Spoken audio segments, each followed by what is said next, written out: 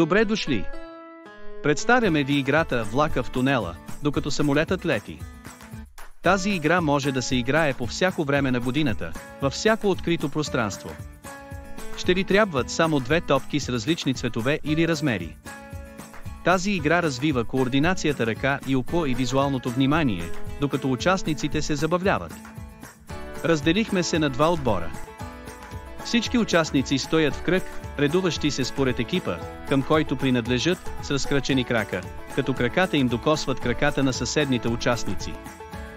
Има две топки с различни цветове или размери, които се предават между участниците по едно и също време. Едната топка, която наричаме самолетната топка, трябва да бъде предадена над главата, без да докосва земята. Другата наричаме топката влак. Тя трябва да бъде предадена ниско над земята с ръце. Целта на играта е да премине влаковата топка между краката на един от играчите на противниковия отбор, докато самолетната топка продължава да преминава над главите на играчите. Всеки път, когато влаковата топка влезе в тунела на играча, противниковият отбор отбелязва точка. Така че, трябва да внимавате да не оставите влаковата топка да премине между краката ви, докато самолетната топка също се движи. Няма ограничения на броя участници. Играта може да се играе както от възрастни, така и от деца.